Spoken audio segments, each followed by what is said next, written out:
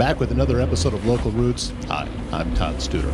A little bit of rain last night, hoping for some more yet this week, and try to help out the dry ground just a bit. And this weekend shaping up to be pretty nice. I'm crossing my fingers I'll be able to get out into the park system and get a little camping done this weekend. That'll be fun. Today's show is going to, well, it's kind of special for me because I got to reminisce a bit with someone from KMA that, to be honest, I hadn't met him yet, and he's now the general manager there. His name's Ryan Matheny, and Ryan is leading the helm at KMA Radio in Shenandoah in southwest Iowa, and they are celebrating their 100th anniversary this year. It's impressive what that radio station has done, what they have meant for southwest Iowa for the past 100 years, and they are just continuing on. So a big anniversary celebration is planned for September. We're going to talk with Ryan about that. We're going to talk about some of the history of KMA. We'll talk about his role there and how he grew into the general manager's job. It's all on the way on today's episode of Local Roots. Castle & Associates of American Family Insurance is your local insurance provider for all of your home, auto, life, business, and farm insurance needs.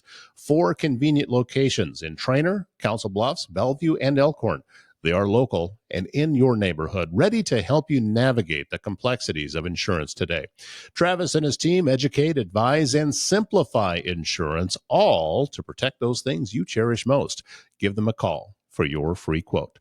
Do you or does someone you love need in-home care? Home Care Advocacy Network can help you maintain your own privacy in your own space while still receiving care and support with a personalized touch.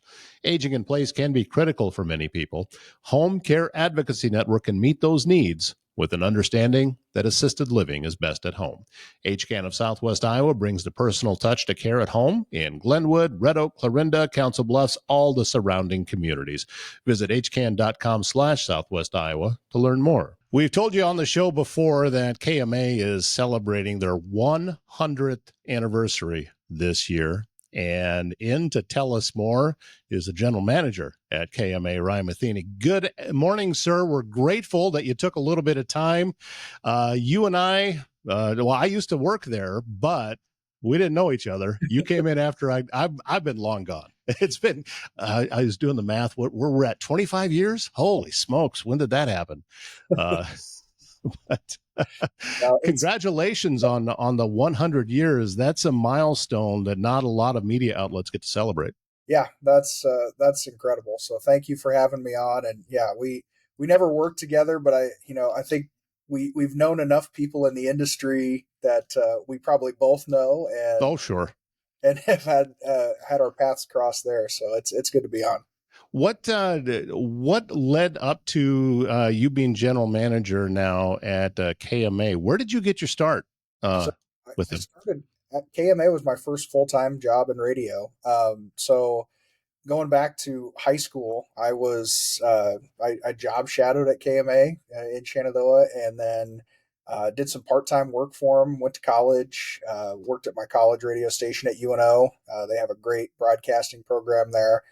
And right towards the end of my college career, they had a full-time job come open. So I took it, and I've been there now 14 years. And wow.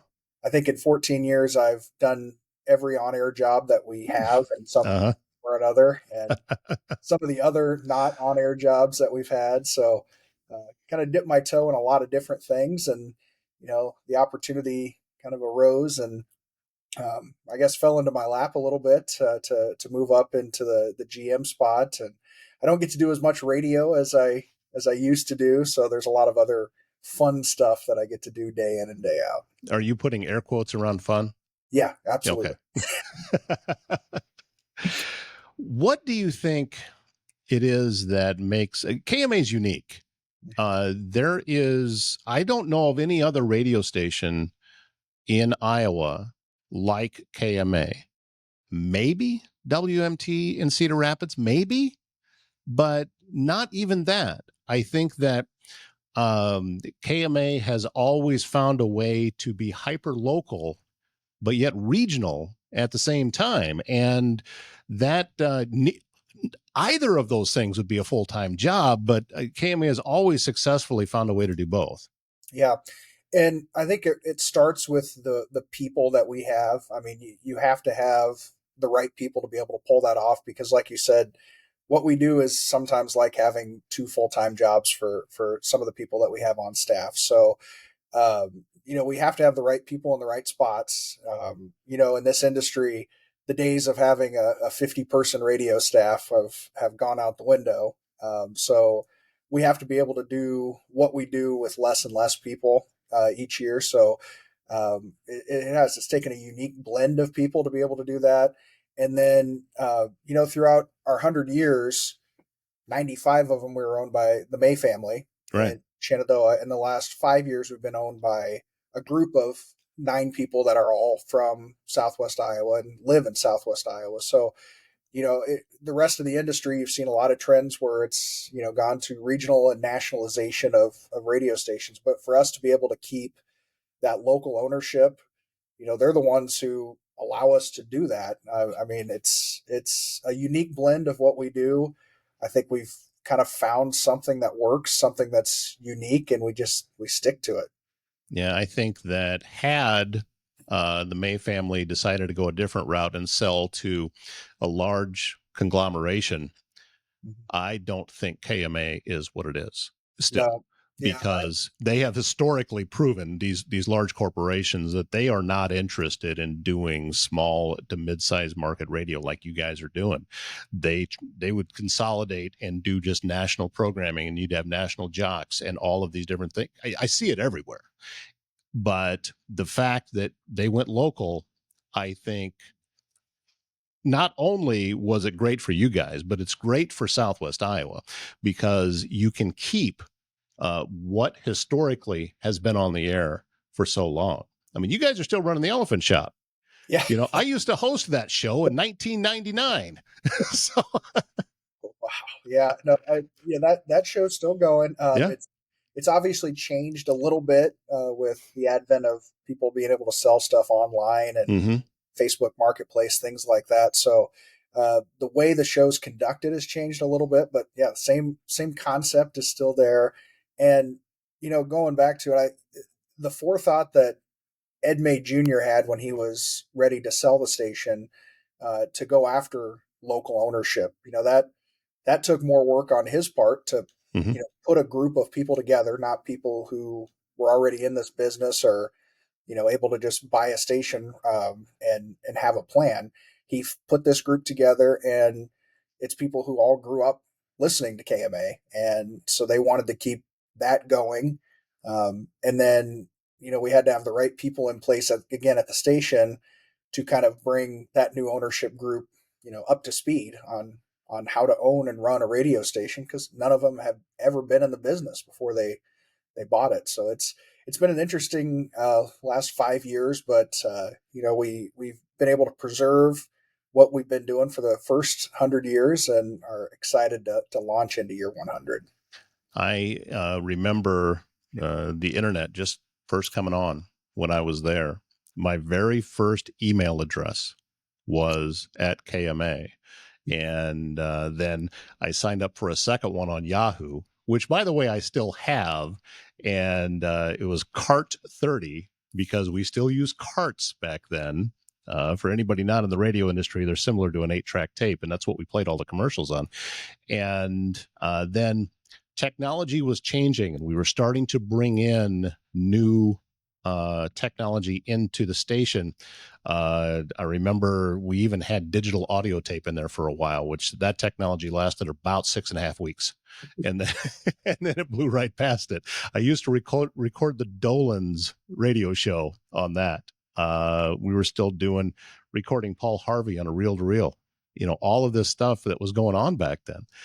Still played music. I was running a music show in the afternoons there when I first got there. So lots and lots of changes. And to bring the media company like KMA into the digital world, adding everything online, that's I always have been impressed by how KMA has melded those two industries. You're still traditional radio. You're still delivering the traditional way. However, My belief is that technology is eventually going to go away because everything is online. But KMA is already ready for that. By all appearances, you go to kmaland.com and it's a full online magazine. Mm-hmm. Yeah, and that's a lot of credit goes back to Chuck Morris. Mm-hmm. He was at KMA for a long time, and he really turned our website and our online presence into what it is. He he coined the moniker KMA Land. We before then we had used a couple different things for a website, and it hadn't really kind of taken off. And he actually got us onto a platform that was used a lot by newspapers. We wanted that provide that kind of information versus other radio stations who their website was an afterthought.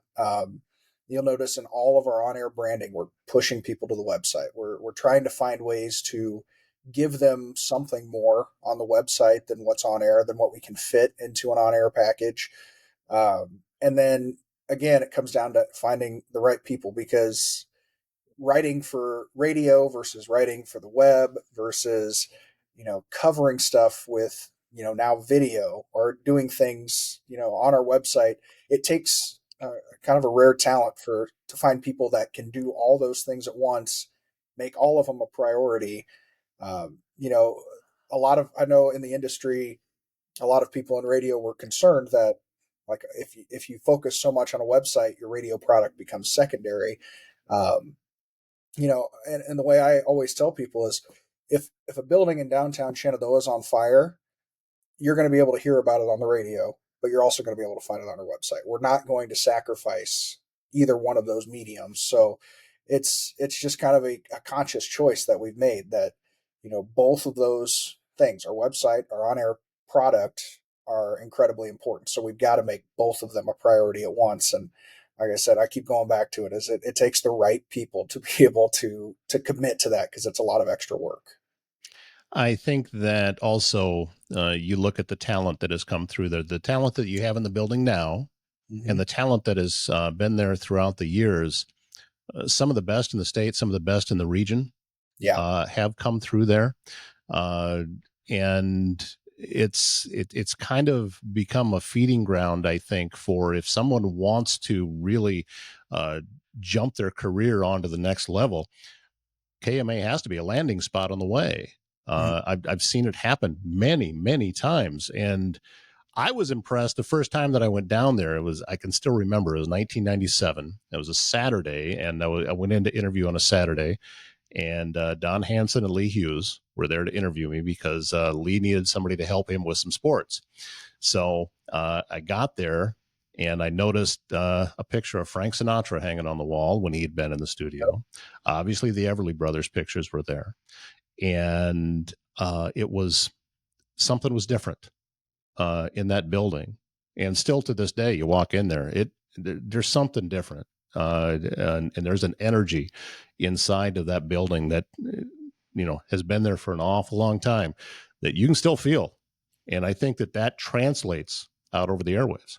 Yeah, absolutely. And as we're kind of gearing up for this 100th anniversary, we've pulled out a lot of our old memorabilia. We had a room in the building that we weren't using very well, so we've kind of turned that into our memorabilia room. We've got a lot of cool stuff. We've got that Frank Sinatra picture that Yeah. I looked at it today. We've got pictures of the Everly Brothers. We've got pictures of personalities who came through KMA. We've got Earl, Ed Sr., and Ed Jr. We've got their pictures on the wall. We've got a full set of the old KMA guides that they used to print. Mm-hmm. That was their way of letting people know what was on the air and who they were going to hear from. So we've got all of those great things. And um, I know what you're talking about with the energy in the building. Now having some of those things pulled back out and displayed in one area, it's incredible. We've been working on it for a few months, and we finally got it done here in the last couple weeks. And I just walked around that room today, and it's fantastic. And there's so many great people that have come through KMA, and in my career, I run into people all the time in the industry, and they either either they worked at KMA or they knew somebody who worked at KMA. And, I had no clue. And getting into this, 100th anniversary thing, I've been able to connect with a lot of people who used to work at KMA. So it's been a lot of fun for me here over the last couple of months. And the level of talent that's always been there. During my time, I mean, you had Bill Bone doing news, you had Tom Beavers doing farm, you had Daryl Murphy doing morning shows, which when I heard that guy, I was like, holy cow. I mean, this is just another world that I've just stepped into out of, working the tiny little stations in Iowa. And now suddenly I'm at KMA. But somebody that also ex-KMA was the one that first told me about the job. His name is Mike McGinnis, and part of the McGinnis family, which was from Shenandoah. He's the reason that I ended up applying there. And he said, this place does radio the way it's supposed to be done. And you've never changed. Even from the interim, when I left until you got there, it was all the same. And it's continued on since then. That hasn't changed. Mm-hmm. Your commitment to the communities that you serve, that remains a constant.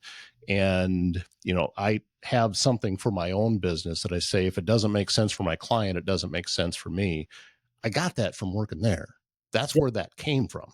Mm-hmm. And there's really been a focus too on, who are the people of Southwest Iowa? Who are the people that are listening to what we do and making sure that what we do fits them? We have a huge commitment to covering ag. Obviously that goes back to our roots when we started in 1925. And so we've continued to, put an emphasis on covering ag. We have 3 people who at different parts of their day are working on something ag related. When it comes to sports coverage, we've, everybody on staff really on the on-air side contributes to our sports coverage. We have people who are willing to pitch in and do those types of things, to do radio right, like you said. And, a big part of that is Don Hansen, a guy that, you knew, you worked with, I knew and worked with. He in total worked at KMA for 51 years, and we're about to celebrate 100. So over half of those years, Don Hansen was here, and he was that kind of steadfast, calming presence that made always. Sure that we stayed committed to what we were doing. And Don taught me a lot of what I know in this business, and he had a strong commitment to making sure we were still true to what we should be doing every day. I only think I saw him get worked up once, and that had nothing to do with radio. You're right about being a calming presence. It didn't matter what was going on. It didn't matter how bad things were. He was he was just so solid. I went to him. I'd only been there maybe 4 or 5 months, and I'd screwed something up. And I think that I was playing another segment, repeating it of a taped show. And I went into his office and said, oh, man, did I just screw up? And I'm scared to death. And he said, are we on the air? I said, yeah. Yeah, and you're fine. And I can hear that in Don's voice right there. He has a way of taking whatever fear you have and just kind of disarming you as soon as he starts a conversation. So yeah, he taught me just about everything I know on the on-air side of the business. And like you said, never panicked. We could have stuff, especially when I first started, I would get worked up over, there's a tornado on the ground, or there's, something big like that. He's seen it all. He's been there. He knows exactly what to do. So tried to model a little bit of what I do after him, but that is a tough act to follow with Don Hansen. Are you still running that sonar sound on a tornado watch? Yes, we are. That's awesome. And that is so cool. We've got it still on a CD. Okay. And now obviously we have it digitized now to run on the air, but I'd say like 3 or 4 months ago, I had somebody reach out to me and just asked if I could send them the recording of it, just because they had heard it growing up. And it was iconic and they wanted to hear it again. And as soon as they said it kind of sounds like a submarine, and I said, I know exactly what you're talking about. And yep, we still run that. It's iconic. Everybody knows what that means. Oh yeah, it is so cool. And Something that I talk about on this show, and I've talked about in other places as well, is the community feel all around Southwest Iowa. If you're from Southwest Iowa, you have something in common. Doesn't matter whether they live in the same town or not. And, you could be anywhere from Stanton to Corning to Missouri Valley to everywhere. There's a similarity there. And I credit KMA for that. I credit because they were the only game in town for so long, and they've never done anything to tarnish that reputation. Mm-hmm. And I think that is the source of it. I think that's where all of that began. And Southwest Iowa is a region unlike anywhere else in the state when it comes to that community feel. Southwest Iowa, you ask anybody from Southwest Iowa, they say we're kind of like the forgotten part of Iowa that, once you get west of Des Moines, you're in Nebraska, basically, is what you hear a lot from people on the east side of the state. So, to be able to have that kind of sense of Southwest Iowa community, because there are similarities, there's differences, of course, but, the concept of what KMA land is and what we've tried to continue to push with KMA land is we are all one area. So that's why I'll have people ask, in Shenandoah, if I'm somebody from Shenandoah, why should I care about what the Glenwood City Council did the other night? Because that's something you'd hear on our station. I said, well, they're going through a lot of the same issues that you could be going through in Shenandoah, or it's something you've gone through in the past. And, you have a similar experience to something that somebody in Glenwood has. Now you have a connection. So finding ways like that where you can bridge communities is great. We've been involved in a lot of different Southwest Iowa type things. The Charles E. Lakin Outstanding Teacher Award, for example, their footprint covers a lot of our footprint. So we were involved heavily with that in making that program go and connecting Southwest Iowa teachers together. Another part of it is we jump out of Southwest Iowa or Northwest Missouri and Southeast Nebraska as well. One of the things Chuck Morris always pounded into my head when I was in news, we never put states behind towns when you look at our website. So if you see a story from Maryville, it won't say Maryville, Missouri behind it. It'll say Maryville. He said, everybody in KMA land knows where Maryville is. You don't have to say Maryville, Missouri. Or, there's a few that you have to. There's Corning, Missouri, and Corning, Iowa, all within striking distance of each other. So some of those are exceptions. But trying to create kind of a one unique shared space that is KMA land has been a big part of what we've been doing. I wanted to also ask you about, and you are probably aware of this, but I don't know. It's not often that someone advances to a general manager's position in radio out of programming. Just about all the time it comes from sales. So I just wanted to get your thoughts about that and about being in that position, not having gone through the sales route to get there. Yeah. I knew it was unique when I kind of started going down this path. I didn't know how different being a GM was going to be compared to, running things on. I was our program director for a little bit before I jumped into the GM role.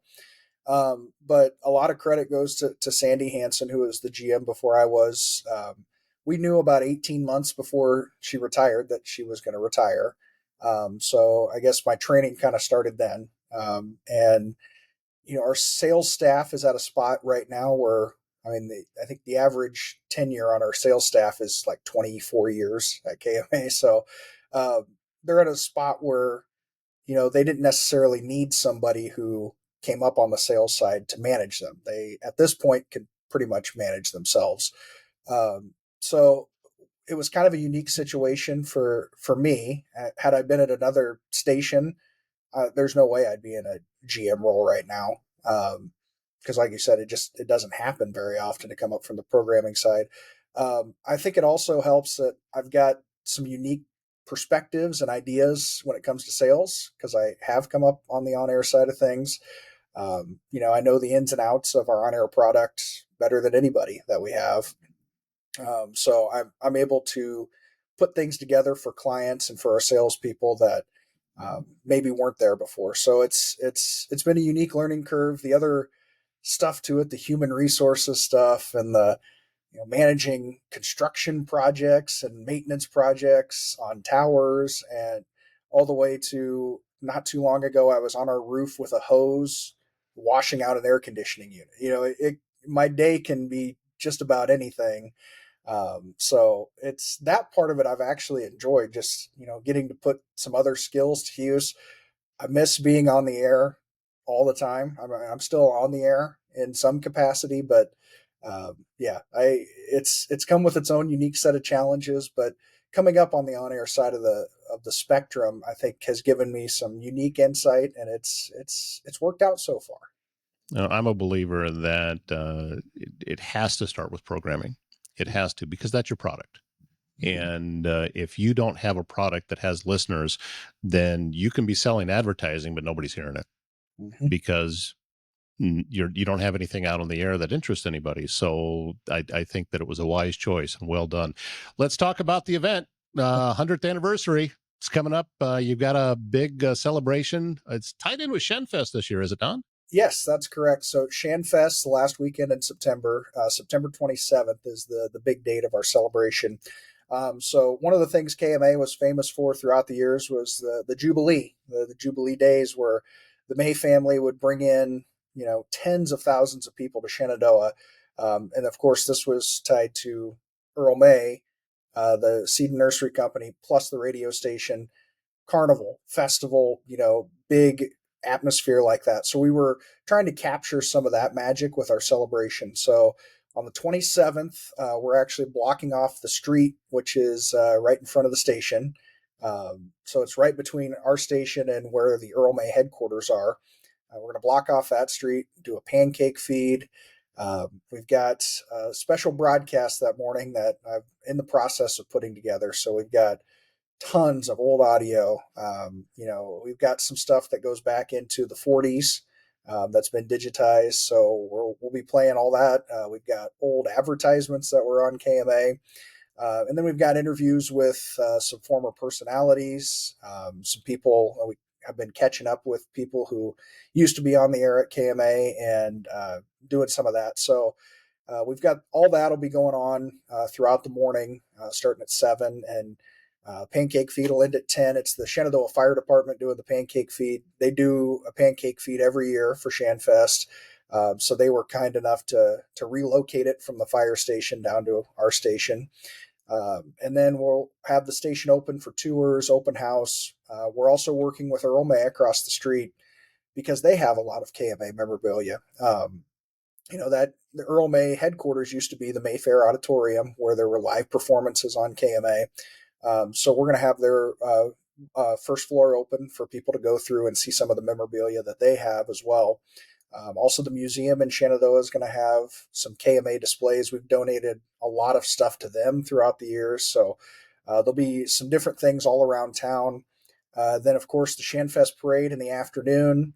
So all the KMA employees and former employees and owners will be the grand marshals of the Shenfest parade this year.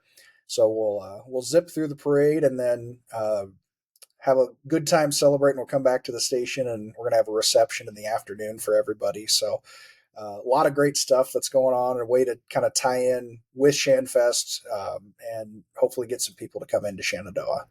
That's exciting. And I'm glad that you're doing it right.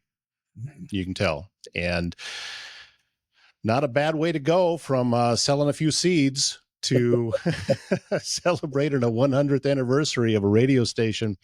I'm thrilled, and it's part of my history that I'm always proud to bring up. Yeah. And I'm grateful that I can say that I was there, and just a tiny little percentage of it. So, and grateful to you, Ryan, for jumping on the show today with us and talking about this. So, keep on going, and we'll see you after you've been there 51 years, huh? Yeah, we'll see about that. But thanks a lot for having me on. I had hoped to be able to attend the 100th anniversary coming up at the end of September. I'm going to be out of town, so I won't be able to be there. But I do wish them the absolute best, and looking forward to the next 100 years. I'll be around for at least 75 of them, right? If you have a leak, a clogged drain, or planning a big remodel, Waldstein Plumbing in Council Bluffs has you covered. Fast, reliable service, expert craftsmanship, handling everything from small repairs to major installations. And if your air conditioner has been giving you problems, or even if it hasn't, you just need it checked out, get a hold of AirServe Heating and Air Conditioning in Council Bluffs. And don't forget to listen to Travis Waldstein's podcast, Circle of Trades. We brought you a sneak peek of it on yesterday's show, on the Morning Coffee Show, where he highlighted the Iowa Hawkeye football season that is coming up. Well, on the Circle of Trades program, he expands that out, covers Nebraska, covers Iowa State, and does a really comprehensive job of that. That episode is coming up on Monday. Again, Circle of Trades can be watched on Facebook, on YouTube, and can be heard on Spotify. If you need precision metal fabrication done right, look no further than Foxco Fabrication. Custom welding to large-scale manufacturing, bringing your ideas to life with expert craftsmanship and cutting-edge technology. They can also handle a lot of swag if you have merchandise that you need for your business. Metal etching, they can do it on cups, mugs. They can do etching on glass, make metal business cards, all of these things. You can learn about it at foxcofab.com. Again, thank you to General Manager Ryan Matheny at KMA Radio in Shenandoah for being our guest today, and congratulations again to everyone at KMA, past and present, who are part of celebrating 100 years on the air. My name's Todd Studer. Have a great Wednesday.